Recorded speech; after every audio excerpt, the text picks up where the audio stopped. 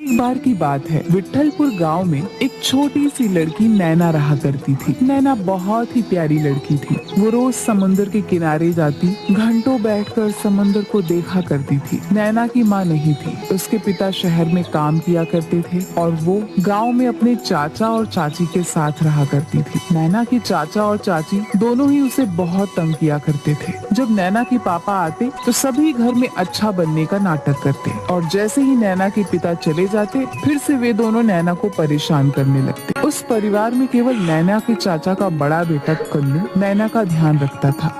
नैना, तुम रोज यहाँ शाम को बैठ जाती हो, ऐसा क्या अच्छा लगता है समुद्र में जो तुम यहाँ यूं ही घंटों तक बैठी रहती हो?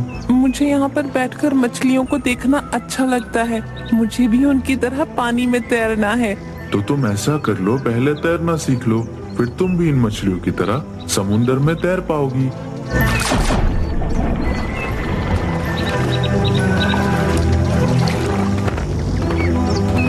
ओ नैना, उठी नहीं क्या? कितना काम पड़ा है, जल्दी उठ। इस घर में तो मुझे सिर्फ नौकर बनाकर रखा हुआ है। ओ महारानी, उठ भी जाओ। मटका इधर लाओ, इसे मैं रख दूंगा। कमरे में तुम जाओ, खाना खाओ। भैया रहने दीजिए, चाची को पता चला तो वो बहुत डांटेगी। तुम चिंता मत करो, मैं संभाल लूंगा। हाय हाय, मेरे लड़के से काम करा रही है। एक काम दिया है तुझे और वो भी नहीं कर पा रही है। सुन कन्नू, तू ना इसकी बातों में मत आया कर, समझा? मैं नहीं उससे मांगा था, मुझे कुछ काम था इसलिए मैंने ले लिया। इसमें क्या बड़ी बात हो गई? जब देखो आप उसे ही डांटती रहती हो। इसके बाद नैना भी अपने काम पर लग गई। दिन बीतते गए। अब नैना 18 साल की सुंदर कन्या में बदल गई और अब वो भी मछलियों की तरह तैरने में माहिर हो गई थी। इसी कौशल का इस्तेमाल कर अब वह समुद्र में मोती ढूंढने के लिए जाने लगी। नैना तैरने में इतनी कुशल हो गई थी कि जितनी बार पानी में डुबकी लगाती, कुछ न कुछ लेकर जरूर आती। एक दिन जब वह समुद्र तट की ओर जा रही थी। और बता मेरी जलपरी, आज क्या मिला तुझे? ये देखना भाई, कितने सारे मोती। मुझे एक बात समझ नहीं आती, हम भी तो तेरी तरह तैरते हैं, लेकिन हमें तो कभी इतने सारे मोती नहीं मिलते। क्योंकि आप इन सब चीजों के लिए पानी में जाते हो और मैं पानी में खुद को पाने के लिए। और पानी की दुनिया इतनी सुंदर है कि मेरा मन करता है काश मैं भी मछली ही होती और वहाँ जितना चाहती उतना रह पाती। वाह रे मेरी जलपरी, अब घर चल, माँ इंतजार कर रही होगी। नैना इधर आ, आज क्या क्या मिला सब यहाँ पर रख दे और कुछ भी छुपाने की कोशिश मत करियो, देखियो। वाह, चल मेरे साथ काम करने में थोड़ा मेरा हाथ बटा। हाँ मेरा बेटा, चल तू हाथ मुंह धो ले, तेरे लिए खाना लगाती हूँ। वो भी मेरी तरह थक कर आई है ना, क्या हो जाएगा अगर वो भी खाना खा लेगी तो? मुझे तो खाना खिला रही हो और उससे काम करवा रही हो। वाह, जो अंदर लेटी पड़ी हुई है उससे भी कुछ करवा लिया करो, जब देखो तब सोती रहती है। मुझे तो समझ नहीं आता वो मेरी बहन है या नहीं। ऐसा नहीं बोलते, थक गई होगी इसीलिए सो गई होगी। और तू कितना भी समझ ले, वो तेरी बहन है, ये नहीं समझा? ऐसा है तो मैं भी खाना नहीं खा रहा हूँ, मैं जा रहा हूँ। कहाँ जा रहा है ये तो बता दे। देखो तो आजकल के बच्चे कैसे मुंह चला रहे हैं। तेरी वजह से हुआ है मेरे बच्चे को, जब देखो भड़का के रखती है। चल अब मुंह क्या देख रही है, काम कर। एक दिन जब वह समुद्र तट की ओर जा रही थी, तभी उसे एक लड़की मिली। दीदी, क्या आप मुझे तैरना सिखाओगी? मुझे भी आपकी तरह तैरना है। अरे वाह, क्यों नहीं, कल से 5 बजे शाम को आ जाना तट पर, ठीक है? दीदी मैं आ गई। आओ आओ, सबसे पहले हमें सांसों को अपने नियंत्रण में करना है, इसीलिए तुम रोज थोड़ा थोड़ा सांस रोकने का कार्य करोगी। और जब तक मैं न कहूँ तब तक पानी में मत जाना, अकेले जाने में खतरा है। ठीक है दीदी। इसी तरह 5 बजे से नैना उसे सिखाती और 6 बजे घर चली जाती। एक दिन जब वह घर जा रही थी, उसने देखा कोई दर्द में चिल्ला रहा है। वह उस आवाज के पीछे गई। उसने वहाँ एक जलपरी देखी। जलपरी, क्या हुआ तुम्हें? डरो मत, मैं कुछ नहीं करूँगी।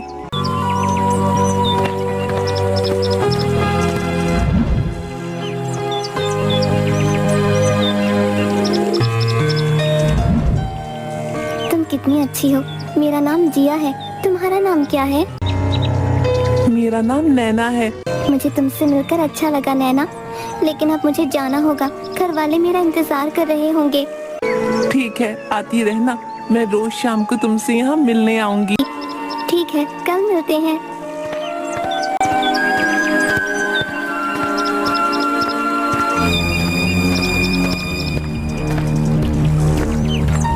नैना कैसी हो? मैं ठीक हूँ, तुम कैसी हो? तुम्हारी चोट कैसी है? मैं अब ठीक हूँ नैना। तुम जल परी हो। तुम्हारे लिए पानी में सांस लेना कितना आसान है। और एक मैं हूँ। देखो नैना, हर किसी में कोई ना कोई गुण जरूर होता है। जैसे तुम जमीन में जहाँ चाहो वहाँ जा सकती हो, लेकिन मैं नहीं, क्योंकि ऊपर वाले ने हमें हमारी जरूरत के हिसाब से अलग अलग बनाया है। इसलिए तुम दुखी मत हो। और बात पानी में सांस लेने की है तो मैं तुम्हें कुछ दे सकती हूँ जिससे तुम पानी में सांस ले सकती हो। क्या सच में ऐसा हो सकता है? क्यों नहीं? क्या तुम हमारी दुनिया में आना चाहोगी नैना? कल सुबह सुबह सूरज उदय होने से ठीक थोड़ी देर पहले आना, मैं तुम्हें लेने आ जाऊंगी। ठीक है। वैसे तुम्हारे बाल कितने मुलायम हैं और तुम्हारी पूंछ भी। तुम्हें तैरना तो आता है ना नैना? ये लो, इसे पहन लो। ये क्या है? इसे पहनने से तुम लंबे समय तक पानी में सांस ले सकोगी।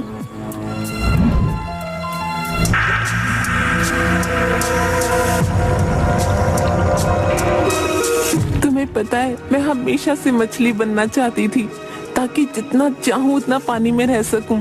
तुम्हें पता है, मेरा भाई तो मुझे जल परी बुलाता है।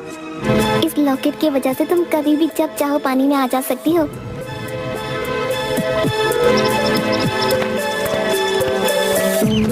आज तू कहाँ गई थी? सुबह से गायब है तू, घर पर भी नहीं आई। बोल कहाँ गई थी? मैंने तुझे बहुत सर पर चढ़ा रखा है। रुक, तुझे आज बताती हूँ। बस थोड़ा सा काम था आज की बात इतनी देर बाहर कभी नहीं रहूंगी। इसके बाद अगर बिना बताए गई तो टांगे तोड़ दूंगी तेरी। अजी सुनिए ना, ये जाती कहाँ है? रोज शाम को बाहर जाती है और देर से वापस आती है। कहीं कुछ छुपा तो नहीं रही हमसे? हाँ, ये तो मैं भी सोच रहा हूँ। बहुत दिनों से समुद्र से कुछ ला भी नहीं रही, कहीं खुद ही बेचकर पैसे तो जमा नहीं कर रही।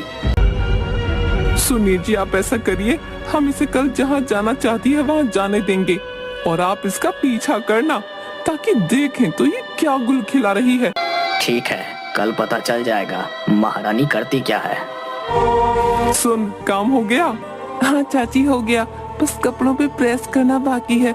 अच्छा ठीक है, सुन, इसके बाद जा लियो जहाँ तेरा मन करे, लेकिन समय से घर पर आ जाना, वरना कल से जाने नहीं दूंगी, समझ गई?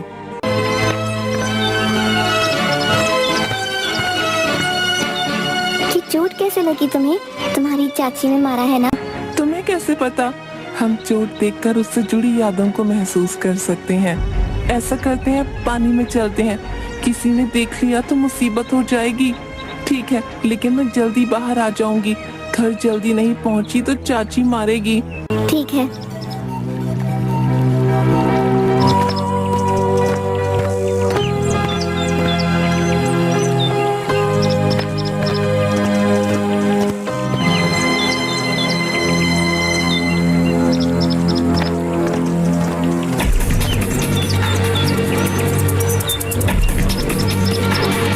मुझे बचाओ नैना, मेरी जान खतरे में है। कुछ लोगों ने मुझे यहाँ बांध कर रखा है, मेरी मदद करो।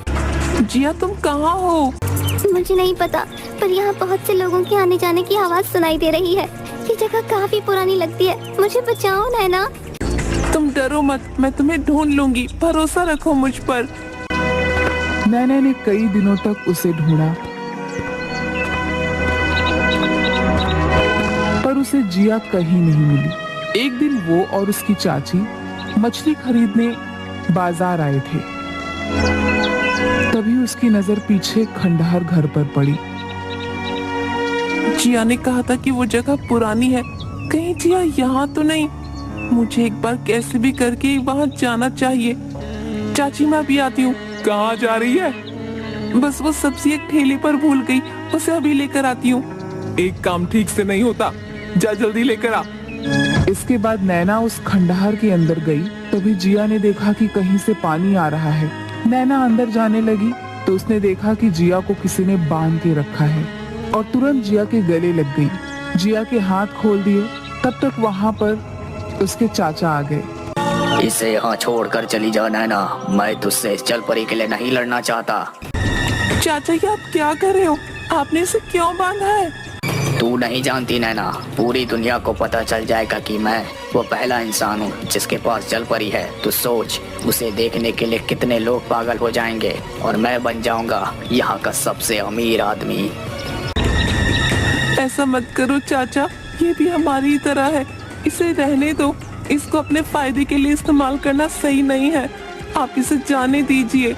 मैंने बोला ना चली जा, समझ नहीं आता तेरी? घर जाके चाची से इतनी मार पड़वाऊंगा कि याद रखेगी, समझी?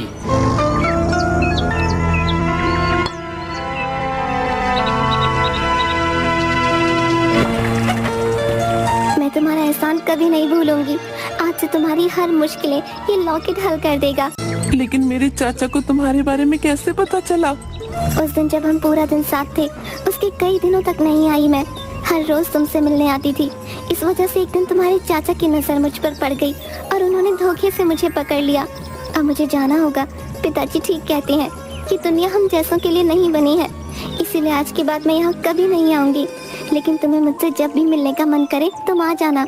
इस लॉकेट को संभाल कर रखना, समझी? ठीक है।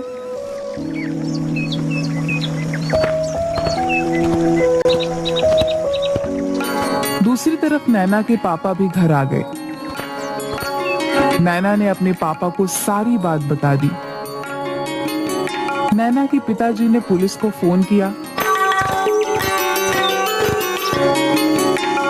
और नैना के चाचा चाची दोनों को ही बचपन से नैना को परेशान करने के जुल्म में जेल में डलवा दिया।